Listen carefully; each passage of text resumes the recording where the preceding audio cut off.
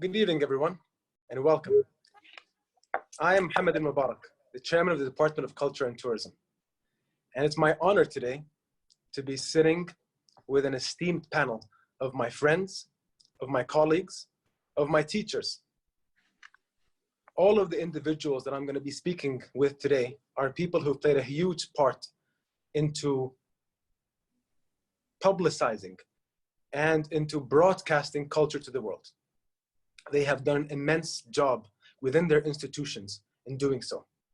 They have showcased to the world the importance of history, the importance of culture, the importance of art, and the beauty of art, and the beauty of culture, and what it means to us, and how it is a major part of our DNA. And no matter what stands in our way, difficult times, tough times, we always go back to that culture, because it's what defines us.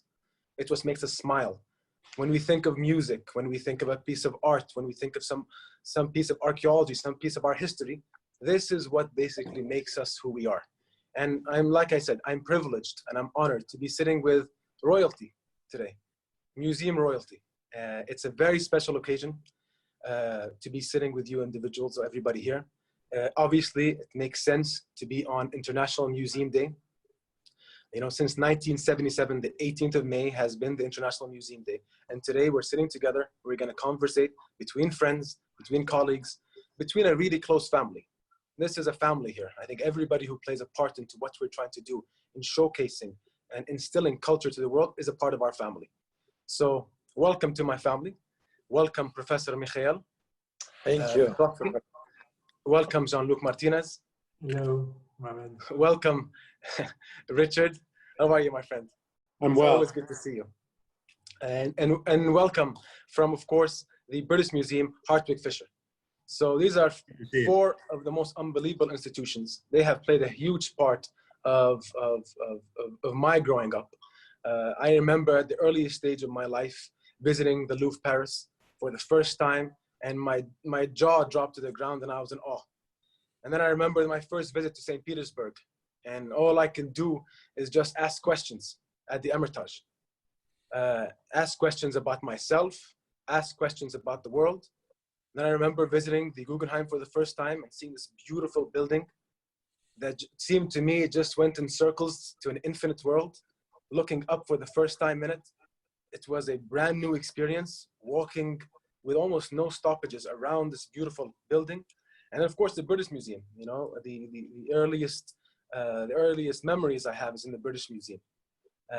That is the reason why I'm here today. And, you know, before we get to the discussion of where we are and what we're going to be talking about is, why am I talking to you from Abu Dhabi? There's a reason why I'm talking to you from Abu Dhabi. And if everybody can see, in my background here, I have a picture of the father of the nation, His Highness Sheikh Zayed Al Nahyan, God rest his soul. He was a lover of culture. And from the beginning, before the formation of the Federation, he understood the power of culture, just like all of you individuals understand the power of it. And he wanted to form a museum. And this museum was not just about the history of the UAE, but this was the museum that basically wanted to tell his people and the people of the world how the UAE has always been connected to different cultures, different regions, different religions. And it's a part of our DNA. So this is the main reason that I'm here. The second reason that I'm here, I've spoke to all of you over the last several weeks during this pandemic. And I think one thing that was heartwarming for me is when we first spoke about ourselves, how well we're doing, how our families are, how we can help each other. And just hearing your voices was something that was extremely pleasurable for me. But I was doing it, one, because you're my friends. And the second main reason is I was asked to do it by His Highness Sheikh Mohammed bin Zayed, who has been a lover of culture and who's really been carrying this cultural flag over the last 10 years, wanting to make sure that world culture is broadcasted from the UAE. And he's told, and I remember sitting with him and he told me, you know, Mohammed, one thing that is imperative and it's so important, that during this tough time, culture is not seen secondary. It cannot be seen secondary. It has to be seen as an important, integral part of any society. So when we will come out of this pandemic, our institutions have to be in the front line. They have to be the places that remind people who we really are, that we are human beings, that we're always going to be connected, and that our cultures are a part of our history, and we're going to make new history together.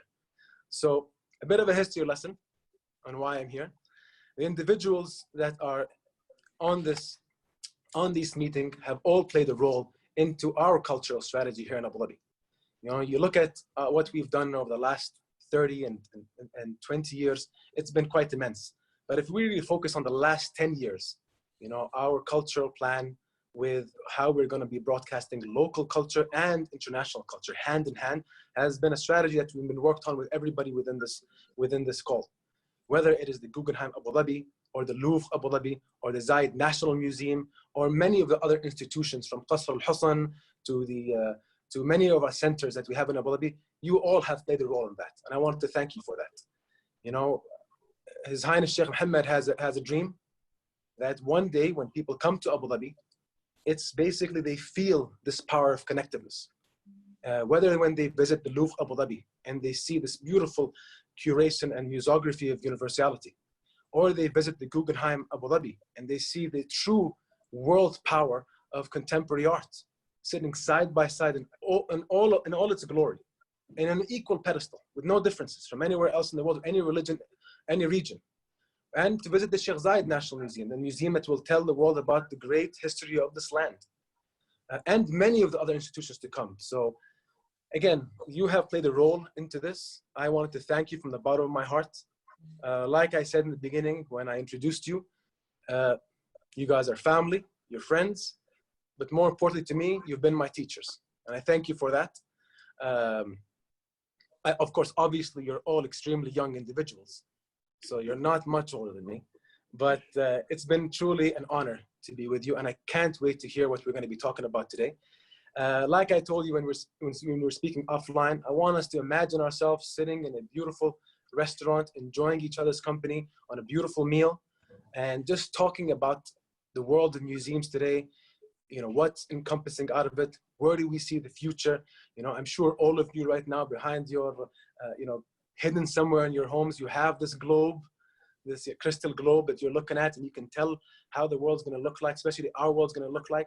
And it's going to be really interesting for us to all listen to what you're going to say. So really the floor is all yours, and we're all ears, and we're really excited to hear about the places of civic engagement, inspiration, and rebuilding in the pandemic age. So thank you all for your time. And I really can assure everybody who's listening, this is going to be a fantastic show for everybody. So again, just to remind everybody who's on this call, we have Professor Mikhail Piotrovsky from the Hermitage. We have Richard Armstrong from the Guggenheim, New York. We have Jean-Luc Martinez from the Louvre, Paris. And of course, we have Hartwig from the British Museum. So if you allow me, gentlemen, shall we just jump into this?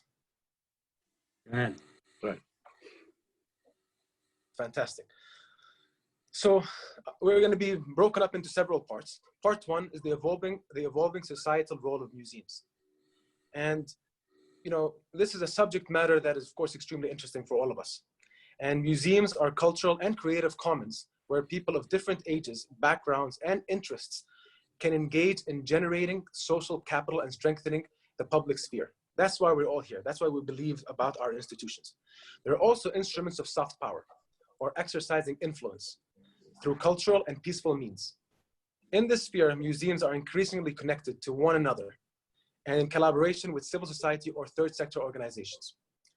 So in this context, gentlemen, I have several questions. I'll start with one. The societal role of museums as places for civic engagement and cultural exchange is well established. How do we define being public in this time and in this age? And how do we also connect with our public? I'll leave the floor to you. Jump in at any time.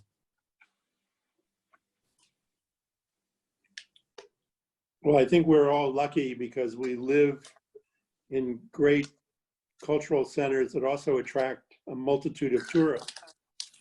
Now we look at a different situation for a short time at least, where our audience is likely to be much more localized. I think it gives us the opportunity to reassert our sense of importance, but also connection to the people who are physically closest to us, always reminding ourselves that shortly the world will open up again. And in our case in particular, how crucial it is that we be deeply involved with a sense of international exchange. But I think for the moment, we all feel a different kind of metabolism as well as attraction to local audience. Well, yes, in a way, we're all local and national and global institutions, museums, collections. And it's been very important for our audiences to be able to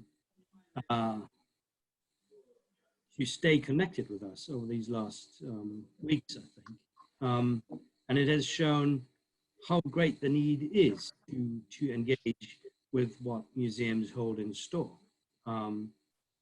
Knowledge, inspiration, and the possibility to think about the world, to think about the human condition, through art, through history, through archaeology, through everything the museums we represent. But I think actually we've made all that during these weeks, local, national, and global museums, in a moment where through this crisis, I think we've all felt that even though we are, so to say, in exile at home, most of us, or very limited in our scope right now, this is a global moment. This is a truly global moment. This is a pandemic that affects most parts of the globe and that all of us have to deal with. And I think it has made us aware, and you said this in your introduction,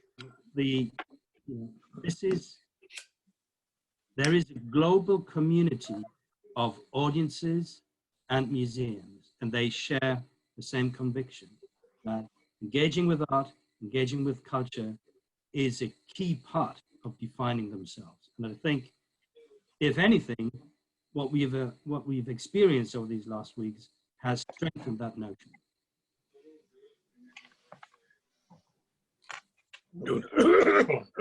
May I? Yes, Professor. Well, أول شيء هذا مسرور جدا أن أكون هنا معكم في وأبو ظبي أساس ومركز هذا اللقاء. I'm extremely glad that we are meeting here, and Abu Dhabi is the center of our meeting. And اسمح لي بروفيسور، اللي ما يعرف البروفيسور ميخائيل دكتور باللغة العربية، وهو معلم باللغة العربية، ومن أفضل اللي فاهم اللغة، ومن أفضل اللي كيف يفهم أهمية اللغة العربية في عالمنا اليوم. فتفضل بروفيسور. شكرا جزيلا. Really, we are here, we are all together, and we are talking about things which are extremely important. All this crisis showed to everybody and to us once more things which we have been always talking about, that museums are really important. People need us. Now in these 2 months, we have got 30 million visitors to all our social media. For us, it's a lot. And we feel that we are needed. Everybody understands now also another thing, that we are just not entertainment. Certainly people love to visit museums different ways, online, offline, but we are not entertainment. We are medicine. We are medicine, a psychological medicine in these difficult days and months, as I hope it will finish. But we'll never forget that we are very important medicine. It's a soft power, it's a soft medicine, and we are proud of being this. There is another thing which is very important. We museums, and it's very clear now when we are discussing with 5 museums and we're Abu Dhabi discussing together, museums are bridges which bring nations together and cultures together. And we are in a period where there is a big possibility that countries are becoming more and more divided. We're speaking about distancing, social distancing. We're speaking, and we are afraid we'll speak about the political distancing and cultural distancing. We have to keep our bridges open. We must understand, we have to fight to keep these bridges. We want to work hard to have this movement of these bridges, permanent exchange of cultures and discussions, because there is a big temptation to cut relations. Everybody is thinking about himself. We still have to think about all of us, about the world. شكرا بروفيسور. Jean-Luc. Yeah, in fact, this period is very special for everybody, but maybe museums are a good place to build a community. For the Louvre and in Paris, of course, the main challenge maybe is to be a local place for the Parisian first, because now the borders are closed, so we have to work in June and July with the Parisian first and with this area, because and after that to build something for the world, not only for the local audience, but for the world. And maybe it's an opportunity to share values, to build this community here in Paris, and after for the world. And maybe the opportunity with a global museum like Hermitage, British Museum, or the Guggenheim, is to be part of the heart of a city. Because it's finally we are like a district with gardens, with courtyards, and it's possible to be open to the audience, even if at this moment we are closed. So maybe for May and June, it will be a big challenge to do this during this closing of our museum, to be part of it. Absolutely, Jean-Luc. And listening to everybody here, I think one thing that we can take out of this pandemic is definitely has kickstarted our digital evolution, and not our transformation, but our evolution within our institutions. As Professor Mikhail said, yes, we all understand that this is medicine. Culture is medicine. It's medicine for the heart and medicine for the mind. And how are we going to be showcasing this medicine in a much larger scale? Not just for people to visit our museums and enjoy them, but how are they going to enjoy it from their homes, from their phones? And I think that's a tool that's going to be extremely powerful for us. And it will bring in even more people to our museums. At the same time, I think we've heard the word how this is a cultural bridge. And also we've heard from you, Jean-Luc, how it's important in forms of connectivity. I think this is the period where we strengthen these bridges, where we make these bridges unbreakable. And I think whether it is within our collections, this is the time we really can make our museography, our curatorial strategies pretty much talk to each other. I think it's something that could be quite special. If you allow me, I think I want to move to the second question. And we've talked right now about museums as very important physical spaces in our communities. We've heard from you, Jean-Luc, specifically on that regard. In an age where social distancing and likelihood of reduction of attendance in the short term is going to happen, what are the new strategies and practices museums can use to sustain their important social role? If I may, we have many tools to face this situation. With online tickets, it's possible to control the affluence of visitors, and it's possible to reassure our visitors, because we are during these weeks and these months, we are first to reassure our visitors. And with online tickets, with a specific time of entrance, it should be possible. And after that, of course, maybe we have to promote small groups, for example, family groups or groups of little groups with friends, something like this. I'm sure this could be the first step to reassure our visitors. And I'm sure that my colleagues are working on the same tools, with the same tools. Of course, it's, I think that is really key. What this pandemic has caused is great insecurity and anxiety, I think. And when people now move back into the public realm, I think it's key that we manage, that we create an environment where they feel safe. Now, safety is not only a question of measures being put in place. All these measures that will enforce social distancing,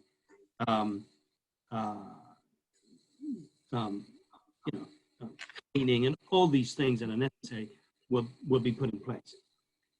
It's also, I think, a shared effort. When you go there, each and every one will be asked to abide by certain rules. And that too will create a community. As you know, that's what happens in a museum. When you visit a museum, you visit it together with others.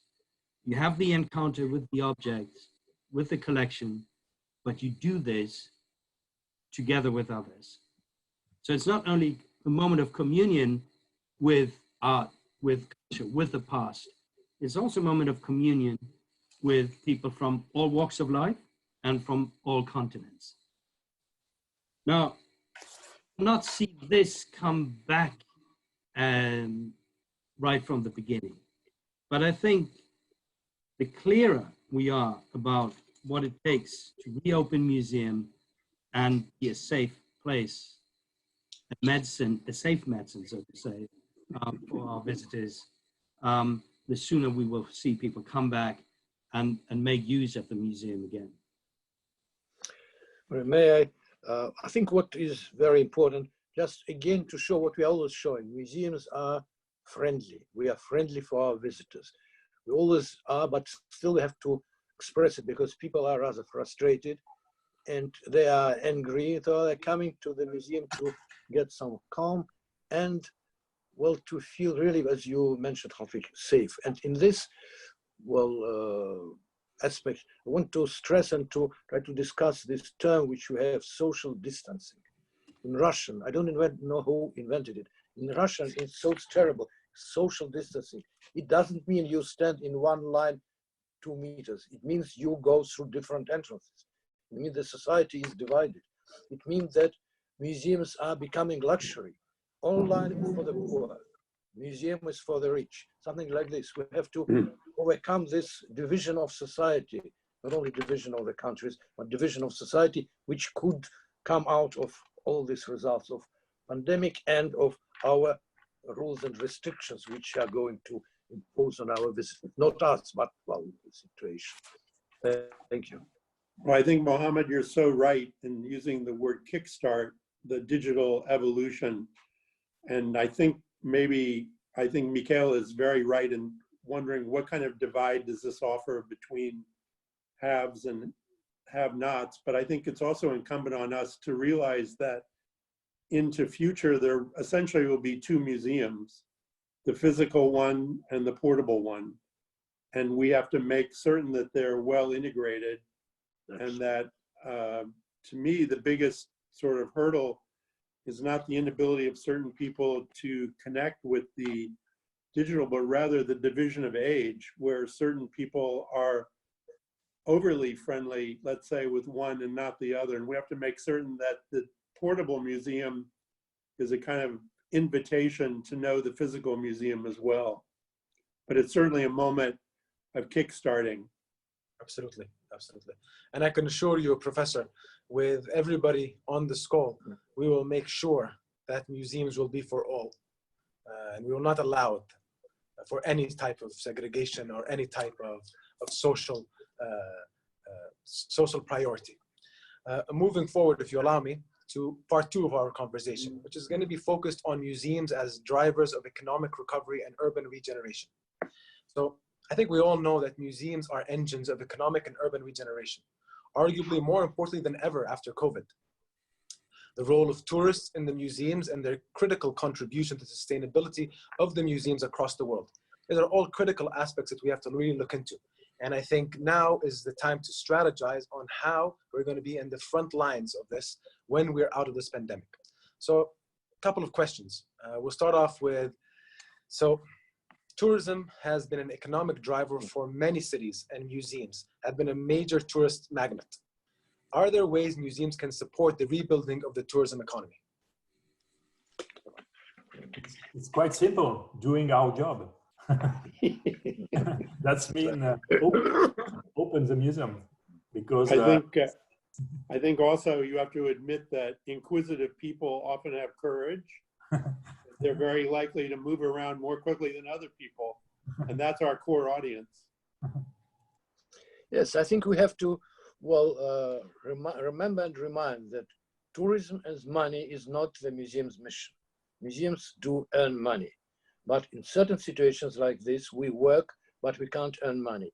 Well, I'm very glad that for many months, years, I was telling our government, please don't demand big number of visitors. Please don't demand profit for us. It's a good thing, but it can't be an obligation. Now they do understand. Now when they're getting some money, when they tell it is support, it's not support, and I'm telling you, it's not your support to us, it's compensation for what we have lost because of your arranging society. And it's an important thing to remember. Tourists are good, but museums is a secondary thing attracting tourists. The main thing is our local population, children, and people who just come, not as a tourist, just come to see the museum.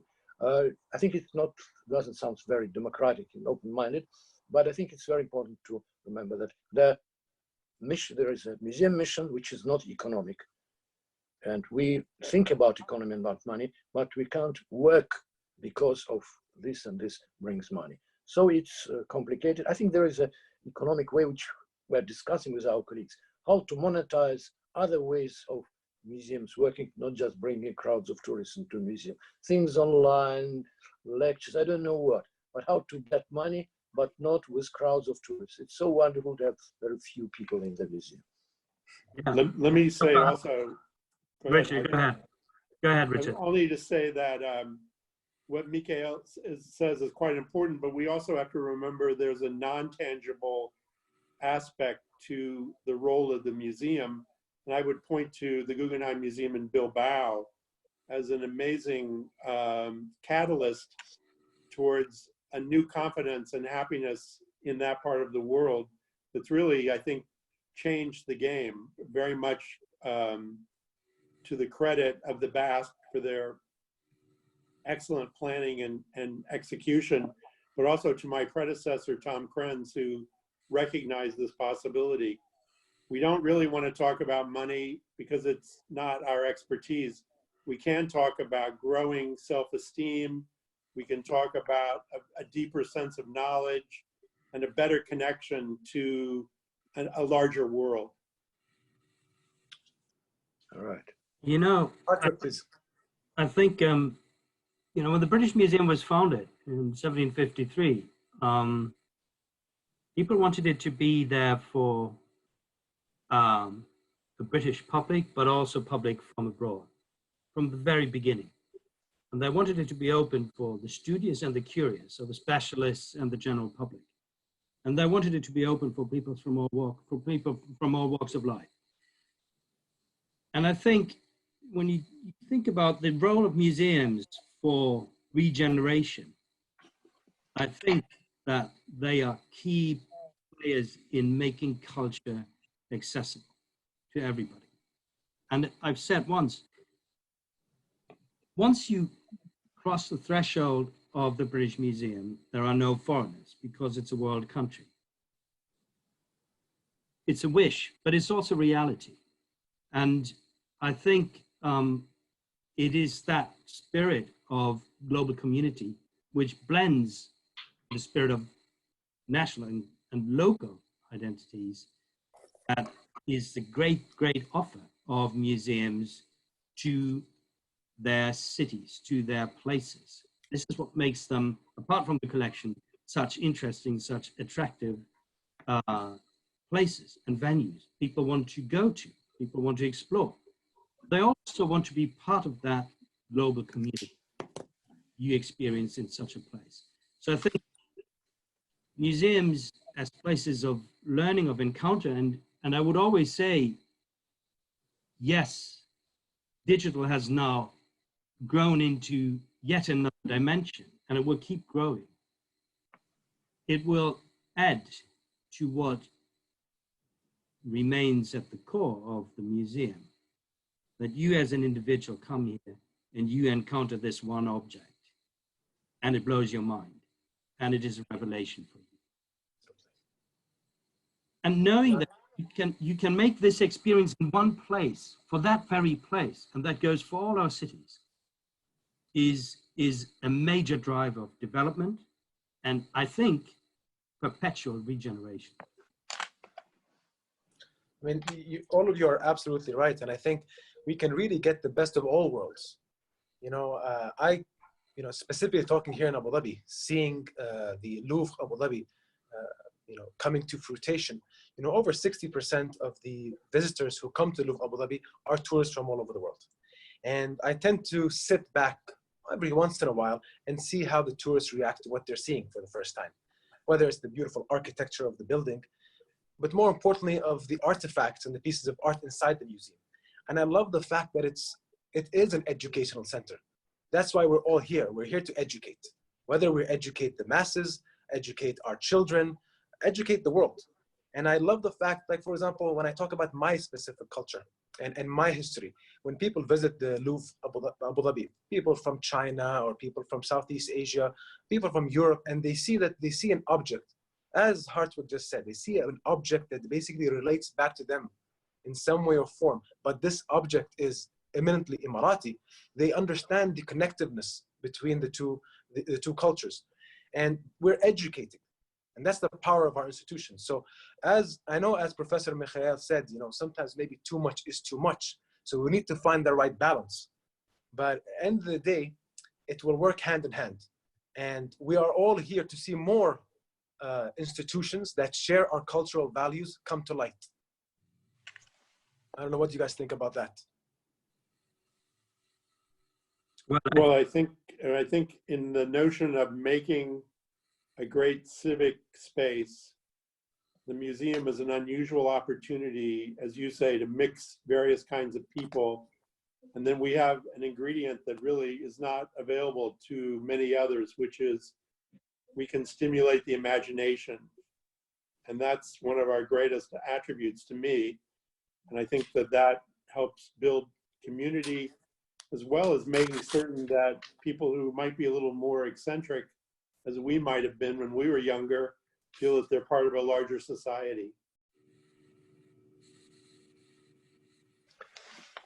I would like to remember that first European museums in the 18th century finally were very linked with the beginning of tourism, with the Grand Tour in the 18th century, and a museum like the Louvre or like the British Museum too are finally in the 19th century very linked with the world exhibitions too.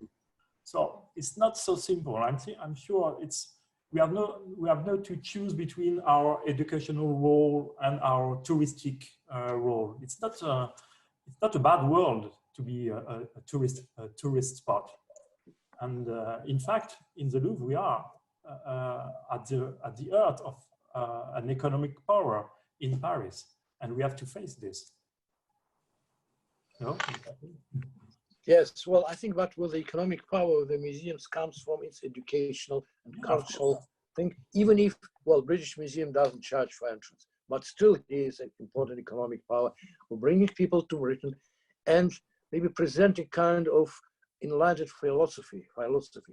Museums are certainly about many cultures, but when we speak about dialogue of cultures, today we love to speak about dialogue of cultures, it's not just something abstract. It's a thing which is against another thing which you also can find in the museum, wars of memory.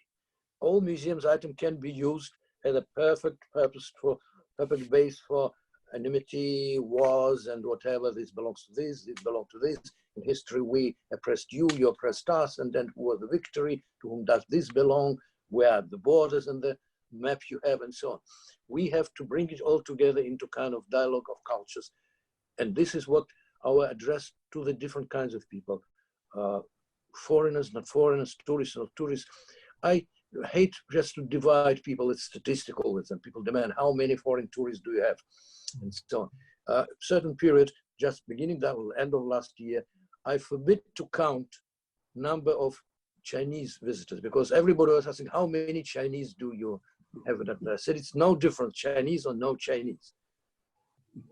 We don't count them. Well, foreigners, well, we know numbers of people who pay the full ticket, who pay this reduced ticket, who count free. These numbers we do have. I think this is, certainly it was a little bit of exaggeration, but we have to, well, educate everybody and to have, well, link to everybody in the world. And I think museums, especially those museums that offer objects from 2 million years of human history, but also those who offer art that reflects on this history,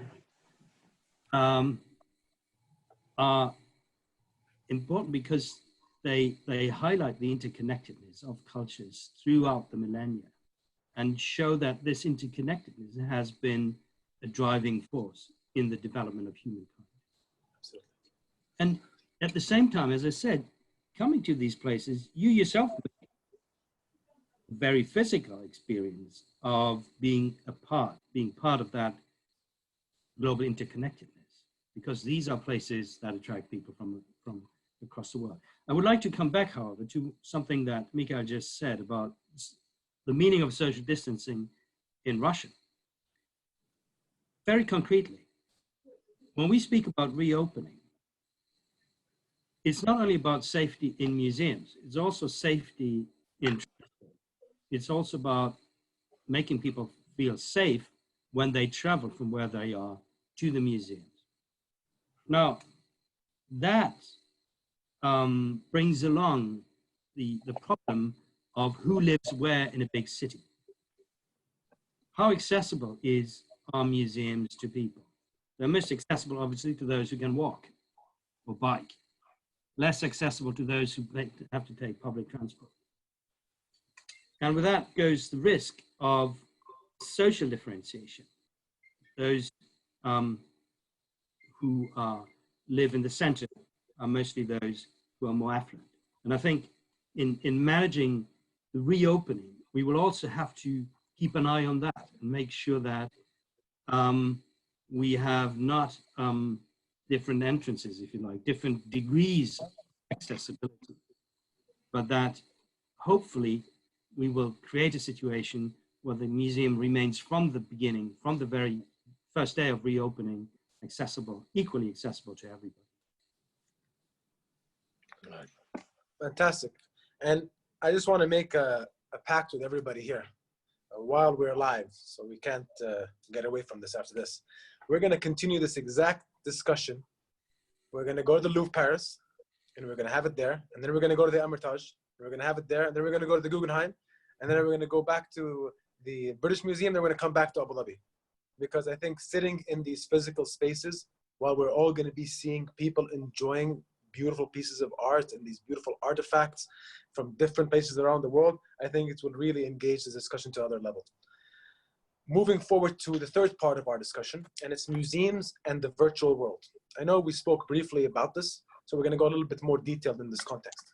So these challenging times has really made us focus on creative ways to create unprecedented levels of cultural content, levels that we've never seen in our history. And it's been delivered on our virtual platforms. I see this as a massive positive force. It's just engaging a much larger audience than we've ever engaged. And as Professor Mikhail and as Jean-Luc said, it is an opportunity for us to gain more interest into our fields. So the question that I really want to ask is there a need to think different about publicness in the virtual and physical realms? Well, I think we are, please. Go ahead, Mikhail. Okay, we are very much thinking about this because in general, we have the virtual reality and we have our physical reality. Most of the time we think it is parallel. It goes this way and each part helps another part. But now they're coming more and more together into one body. And so how to develop it? I think that there is a recipe how to combine virtual and physical through one of the museum's mission, education like university. Online, you make some preliminary preparational courses, you study some details about the history of the collection. You come prepared and you see, well, real things and you can understand them and you understand even more than you know, then you come back and once again online through different modern technology, you study the things that you have seen and then you come back to the museum. Well, it's kind of a dream, it doesn't really happen, but it's a way which we think we can manage now to organize somehow, well, like a university works, online, teacher live and online, and so on, and writing and listening and meeting. So something like this we try to develop. I don't know exactly how, but everybody develops it in a certain way. Thanks. And I think, you know, what we are witnessing now comes from a long history, obviously, of reproductions, of creating replicas of works, either through print, to drawings, to paintings, or through casts, and then the more mechanical devices. And all this leads, it's a huge stream that played a key role for centuries, for millennia, in the dissemination of knowledge and in sharing culture, in sharing, if you like, the unique piece.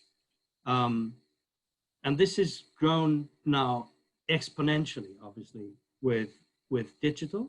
And I think we will just continue to see that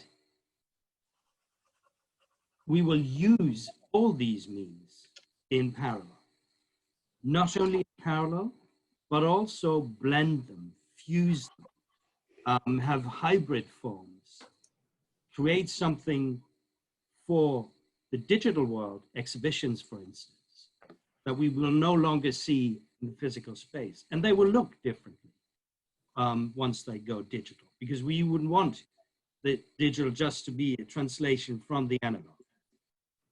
And at the same time, we would always believe, I think, in the irreplaceable importance of the encounter with the object. But at the same time, we all know from early days on, as soon as we got passionate about the world we now live in, art, culture, history, we all know how important books were, how important prints were, television, photographs, even what friends tell you, even the imagination based on what others tell you is a kind of replica of an original.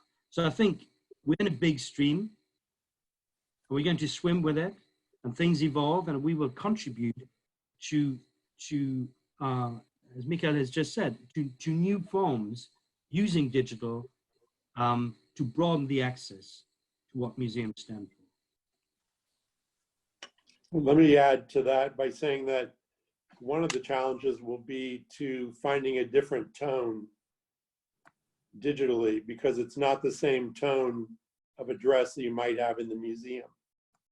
And that's one of the big challenges, certainly among curators.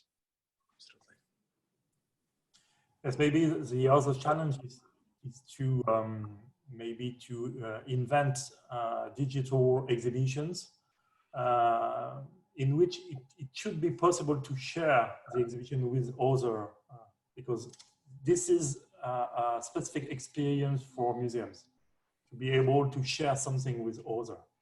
And maybe this is different from purely digital programs. So maybe we have to go further and to do such exhibitions, mixed virtual, mixed with sharing with people something.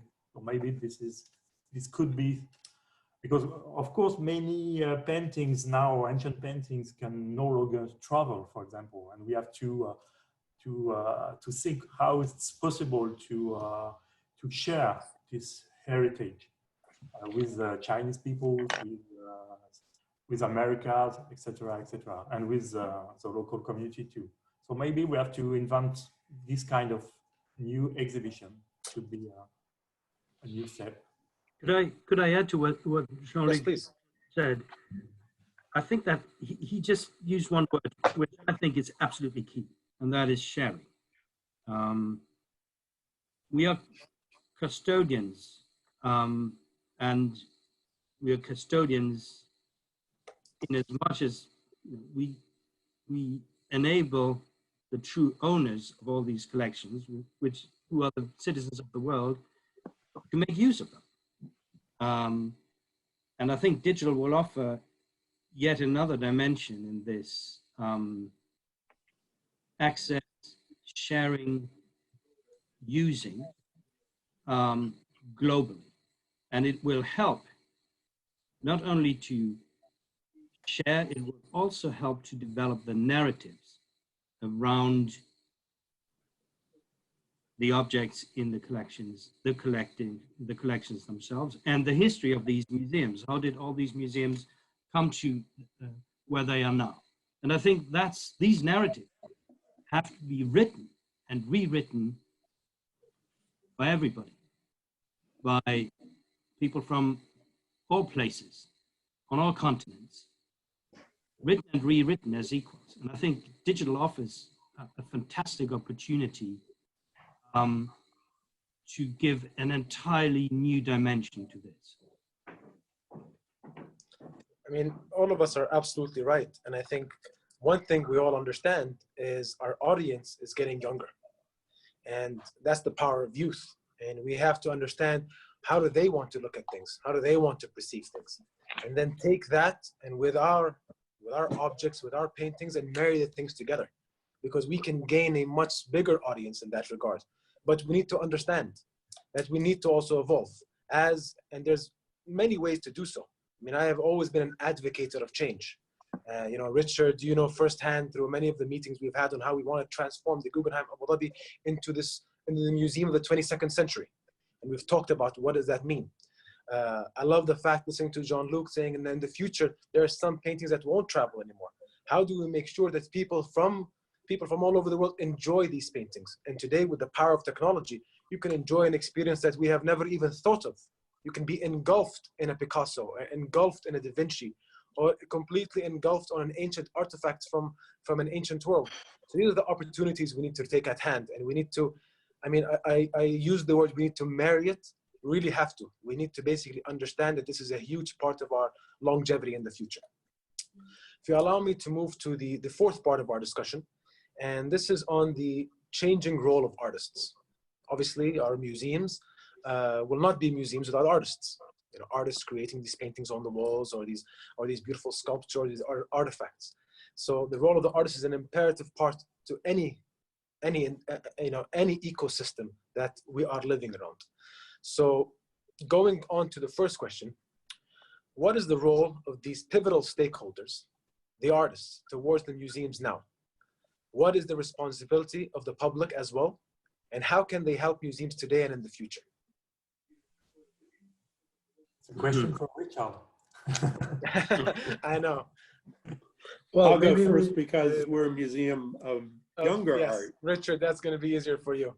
Yeah, I mean, I've always felt in my history inside the art world that artists, for museums of modern and contemporary art, artists are the very first audience. So we need their engagement. We need their support. We also need their criticism, because they see what we're doing in a way that may or may not reflect their intentions, and our effort at synthesizing them inside a larger history may or may not be nuanced enough. But I've always felt that artists, in the case of the Guggenheim, for example, or other museums that I've been allied with, constitute the first audience. But I want them to be critical also. Well, you know, you're absolutely right. The museums, or many museums, have been created first for artists in their own countries to learn, to study, and so on. I do remember several wonderful exhibitions in the Louvre just about the artists who can coming and copying art in the Louvre, and then examples of them copying in Cézanne's books or papers in him copying great masters and so on. So we must remember this. And we also, there is another experience we have with Les. On your board of trustees, you have artists and you have collectors. It's very interesting to compare the position artists and collectors together, or criticizing or giving advice or giving help to the museums. We try to do it in a smaller scale because it's more not so, we're not accustomed very much to this. And there is another thing, to involve all kinds of arts in the museum. Museum is the temple of the muses, yes? Different muses, different kinds of arts. And now I just want to share, we have a project, I just signed some papers yesterday, which we are doing together with the Kunsthistorischen. They have a project called, they have a project about bringing, well, the stories, you bring 5 artists, we do it, you know, from Russia, and 5 artists from Europe, America, writers from Russian America. They choose painting from our collection. They write some essay on this, and then actors, theater people make a small, some small performances around this essay written about this piece of art. In consistories, it's worked very well. I hope that, well, it will be for us, it's at least quite a new thing, not just bringing dancers and musicians into the museum, but just several combination of different kinds of art, and to see what will happen and who will like it, and if our normal visitors will like this kind of combination, or maybe they'll say, no, it's better stay alone with one word, one kind of art. So we'll see what will happen. Yeah. We'll all watch it. Yeah. We'll you know, share it. as Richard has said, I think you will find a lot of creators, visual artists, designers, composers, choreographers, what have you, in museums every day, touching base with their forebears, their colleagues, the ones they have to live up to, the ones they look to for inspiration, the ones they challenge and feel challenged by. And working with artists in a museum, I think, opens up a very different approach to what museums curated by curators offer. A much more personalized, a much more visceral approach, perhaps. And that's my experience with Grayson Parry, for instance, who did a wonderful show in the museum, in the British Museum, some years ago, where he combined his own work with objects of the unknown artist, because most of what is in our collection has obviously no name. We don't know who made these objects. And it was a fantastic, completely personal journey that opened up completely new understanding of these objects. And it offered to the public, if you like, the encouragement of coming to these objects with your own, questioning them, and living up to, you know, your very own personal, individual, idiosyncratic approach, and make the best of it. And at other times, working with artists, as we did with Ursula Schulz-Stornberg, the photographer, doing a work on the ancient Middle East and following it all up into the present, into the realm of colonialism, highlighted the effects of deep history across millennia in a completely new way. It was a small exhibition, very focused exhibition. So I think working with artists for museums is really a kind of creative boost for the benefit of the public. Yes, you're right, Hartwig, but the question may be for us now, because for many years we work with artists we commissioned contemporary art, or we are working on exhibition with ancient and modern art and contemporary art. But maybe the question for our times is how it's possible to share this freedom of artists with general public. How it's possible to view through their eyes and to share this with a general audience. Maybe it's possible, and we are preparing in Louvre maybe an experience next year with young artists, and in artist residency in the Louvre, but to share this with the public through lectures, through maybe little exhibitions. But the challenge for us is how to share this vision and to share this freedom, because in fact, in big museums, maybe it's very difficult to visit a museum like the Louvre. It's very chronological, very impressive, finally. And it's an opportunity maybe to share this freedom. Very good point. Please, Richard, go ahead.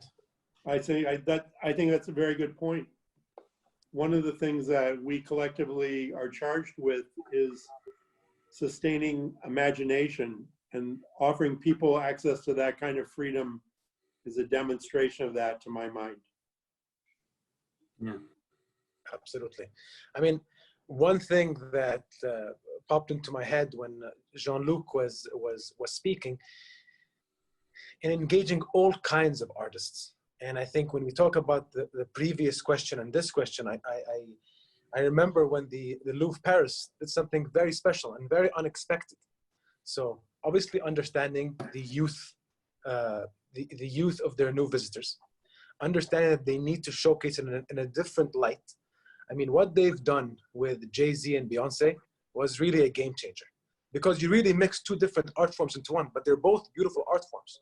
You move the visual arts with the beauty of the art that is in the Louvre, but at the same time, you've had this music that was powerful, it was strong, it just sent vibrations to everybody. And I think everybody won here.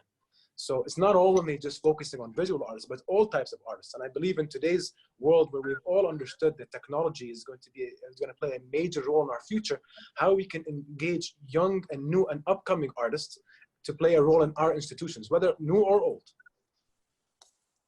Crucial point, crucial point. So we're getting to the last part of our conversation. This is the fun part. So in the past few days, we've asked our audience to send some of their questions. Some of them we went through right now, but there's some critical ones that they want to hear from you. So we've selected around 3 questions. I want to thank all the audience for submitting their questions to us. They've all been fantastic questions. We've thought a lot about them. We've talked about them right now, but here are some of them that I want to bring up to our participants. So we'll start with the first one, a tricky one. One of them is a tricky one. One of them is a historical lesson. So we'll start with the historical lesson. So what other pandemics has the Louvre, Guggenheim, the British Museum, and the Hermitage encountered in the past? And how did they respond to them? Well, we didn't have pandemic, but I think all of us had war, Second World War. During this war, we lived in Leningrad, in the siege of Leningrad, and the life of the museum during the siege is called, there are books written about, it's called Ordeal of Hermitage. And now we have been learning from experience of living in isolation. How do you protect your buildings? How do you check your collections when you can't come to see them personally? How do you speak with the people when they can't come to the museum? We have this fantastic story of having excursions in the rooms where you have only frames and no pictures, and telling about the pictures. Now we have possibility of going online and showing this. So we learned quite a lot, small and big pieces. We've been reading the story of Hermitage during the war and using the experience of our fathers, and well, for me personally also, my own father, working together. It helps very much. People do understand that, well, what we have now, it's terrible, but it's nothing to compare with what our museums and all our countries lived through before. Thanks. In fact, we have no such pandemic situation in the past, but as Michael remembered, between the period between the First World War and the Second World War, it was a very difficult period for European museums. After the Spanish flu, after the First World War, and at this period, finally, museums invented many things.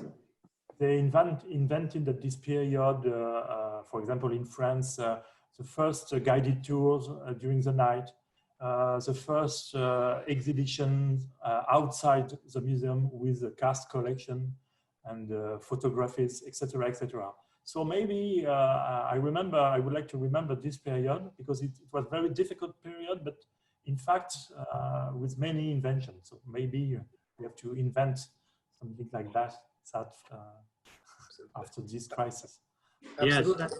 Yes, and you know, no, of course, there's never been a pandemic of this magnitude in the lifetime of our institution.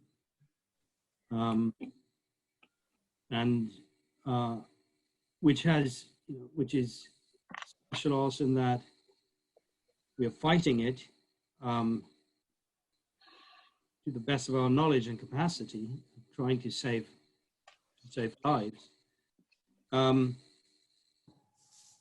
There are no bombs. There is no secret police who comes to snatch you at night. You're not taken to camps. So it's a very special situation where we have the health issue and the threat of this illness.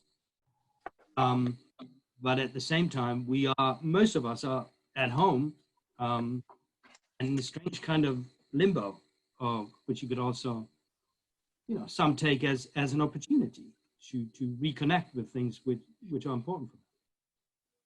But what the museum offers, if you like, is a lot of objects and a lot of documents that relate to how people lived through health issues and health crises and other types of crises in the past, and how they try to protect themselves against, if you like, a foe, an enemy, a threat which they did not really understand.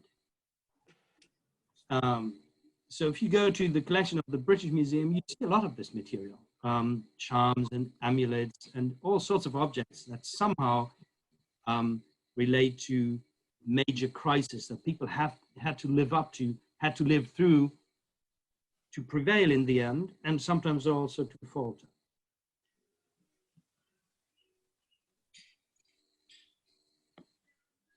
Richard? Well, we didn't exist in 1918. War, we were in World War II. We were also in I think moment. what the audience wanted to hear is, have we ever been in a situation? We've heard from Professor Mikhail and from Jean-Luc and from Hartwig Fischer in regards of, have we ever been in a situation, whether it was war or a major economic crisis that has put us in a very tough situation that we had to basically come out of?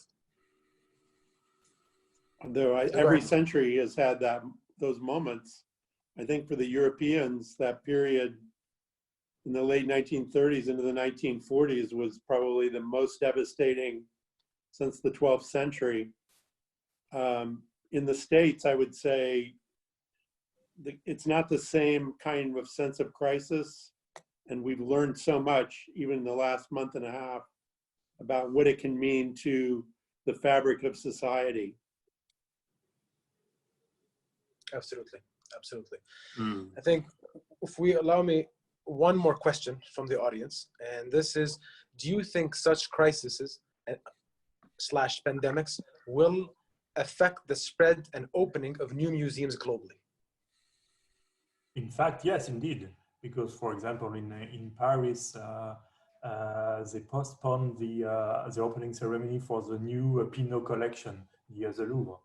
But it's due because I suppose they are expecting a better period to open. That's all. So for opening new museums, it's clear. But for the spread, I'm not sure. Not sure at all. Everything's postponed, yes. Will it be canceled? Let's hope not. I hope so too. Yes, I think it's very important, postponed and not canceled.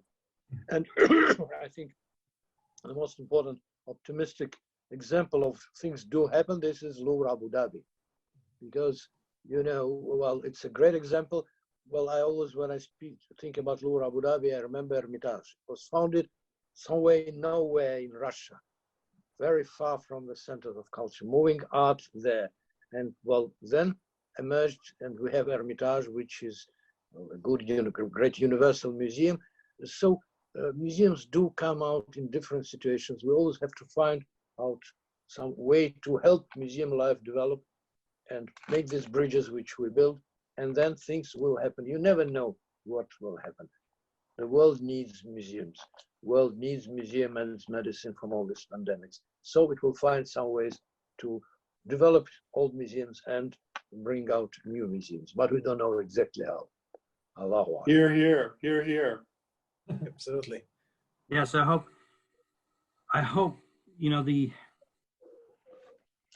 pandemic has obviously a very powerful negative economic effect and will cause a lot of hardship and will require the best energies and forces to come to terms with it. I think all parts of the world. And my hope would be that what we've been seeing, witnessing, new museum developments in many parts of the world will not be hampered, will not be jeopardized by this. Whatever it is, if it's those fascinating projects in Africa, on Asia, or all continents, we should think about what we can bring and what we can do to keep the momentum, to be partners when we are wanted as partners, to keep that development going, and make sure that through it we create that global community of museums where works circulate and are made accessible to everybody. And I think that's, in a way, what the digital experience foreshadows. In a way, the digital experience says, this is a global collection. It's a global collection.